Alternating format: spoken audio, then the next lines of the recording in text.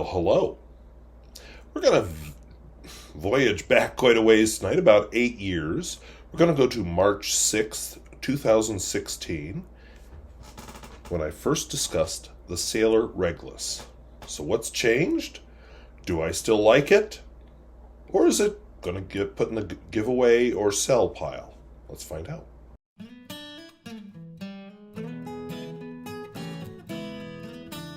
Well, hello. I want to talk to you today about the Sailor Reglus. This is a pen I've thought about for a long time, a few years, and I keep putting off and not buying. I kind of like it's got sort of a retro look to it. I don't know if that's intentional or if it's just my interpretation.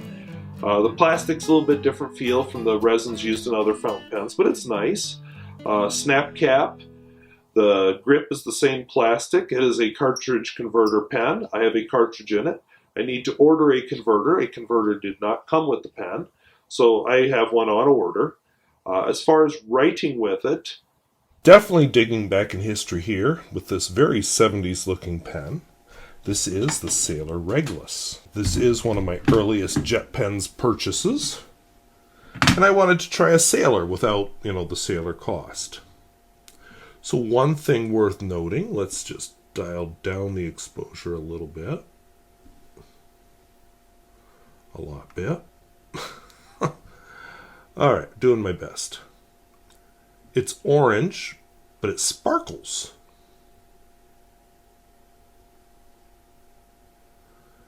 This is not a piston turn. It's sparkly too. It's not a piston turning knob, but does absolutely nothing. This finial has the Sailor logo, and this finial has sparkles.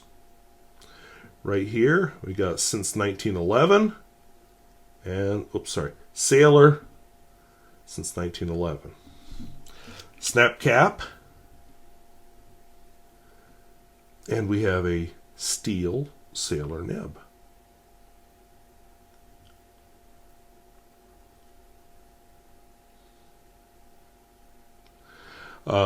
Open it up, and it's a cartridge converter pen, though you can barely see the ink level in the converter.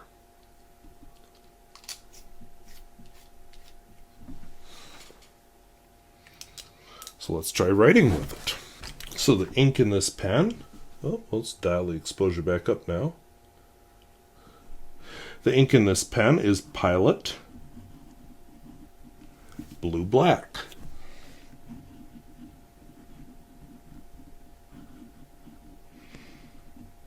I happen to have a lot of this ink to use up, so let's use some up.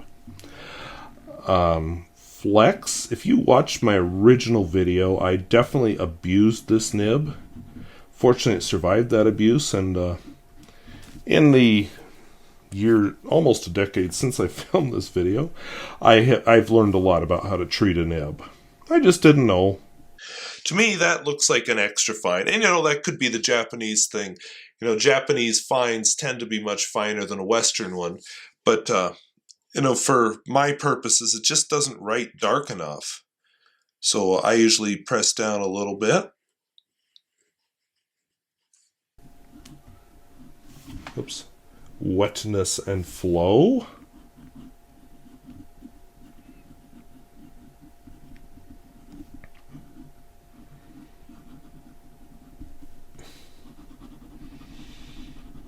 I mean,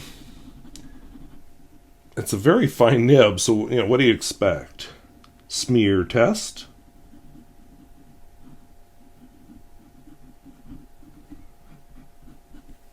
Whoop!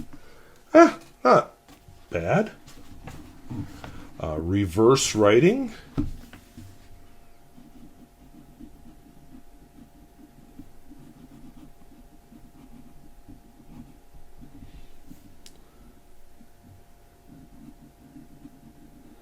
Slightly on the scratchy side, but not horrible. And finally, the world-famous Peer Gustafson test.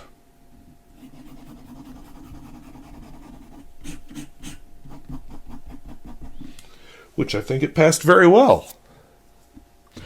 Since this is a revisit to a pen, I always like to do a quote. Tonight I'm batch filming, how many videos? 1, 2, 3, 4, 5, 6. 6 videos. So I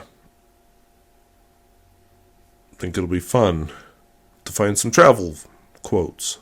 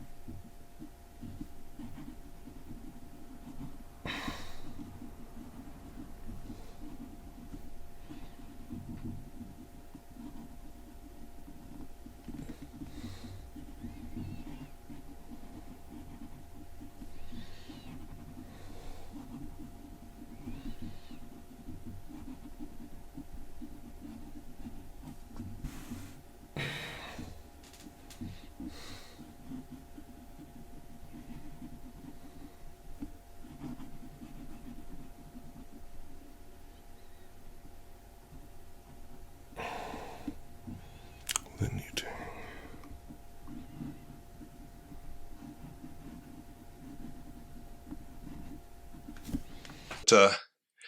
I don't like how hard I have to push to get this pen to write properly. I tried to do this line here, the minded that our brains, without any pressure at all. It writes, just like I said, it's really extra fine. Would I buy this pen again? I think I already said, that's sort of an open question at the moment, but I'm leaning toward no. I am, as I said, glad I did not pay full retail price for it. All right, so that was the Sailor Reglus. I started out kind of low energy, but once again, it's late at night, so whatever. Anyway, Sailor Reglus, I actually used it for a full week as my daily writer instead of my beloved Lamy 2000. I kind of appreciated the fact that it's a snap cap. I like that. I like the retro styling. I like it a lot more than I did. I no longer think that the cap looks missized for the pen like I did way back in 2016. I no longer push it to its limits. I think I put a better ink in it. I'll tell you, one of the problems with any of my old reviews, for any of you watching those, is I had a lot to learn. I still probably have a lot to learn. I just don't know it yet. But I definitely didn't know it back then. Like I forced the nib too far, and I didn't know about how, different inks act differently in different pens, and that kind of thing. So I've been using the Pilot blue-black, and that works very well in this pen. It works way better than the Sailor Epinard that I had way back then. I'm actually fairly satisfied with its performance. The nib is fine enough that it does well on low-quality paper, and it does well on higher-quality paper, too. I mean, thin, very thin. It's a Japanese fine. Back in 2016, I didn't really know there was a difference. I thought, well, fine is a fine, and I didn't know. So a lot of me revisiting these old pens sometimes is going, oh, did I really say that? And yeah, there's a couple cringy things in the video. But on the whole, my final recommendation of the pen in my original review, It's okay. I've always been told Sailor nibs are really good. This nib is, it's okay. It's a fine, but it's a very fine. That sounds funny. Very fine writer. It does have some flex to it, so you can flex it out wider to what I consider normal. But it's just, the fine is finer than I like. It doesn't make me excited for other Sailor pens, but it is what it is. yeah, that still stands. It's okay. I like the Lamy 2000 better. I like a lot of pens better. And that just is what it is. The styling on this is interesting. It's retro. I don't know that I'm going to put this in my giveaway pile because it's kind of too nice to give away. But definitely in my trade or sell pile. But maybe to keep and use once in a while also, till that happens. pocket test, which I didn't do back in 2016. That was an old video, by the way. I was still filming that on the love seat. The tear that's visible to my left shoulder is worse now, but the house is paid off this spring, so you know what? I may replace some ripped furniture. But anyway, I've had that furniture for 24 years, so maybe it's time to start. But anyway, slipped over my t-shirt very well, because of course this sweater has no pocket. And yeah, on the whole, it's a decent pen. I just like other pens better. And it really doesn't have a place. You know, I have other pens that I'll use as my daily writer in the summer when the Lamy 2000 takes a little nappy nap. This isn't one of them. So take that for what it's worth, but while it's a decent pen, it's okay. It's not amazing, and I have amazing daily writer type of pens, so this just isn't it. So anyway, hope that was helpful, hope it was useful, and we'll talk to you later. Bye-bye.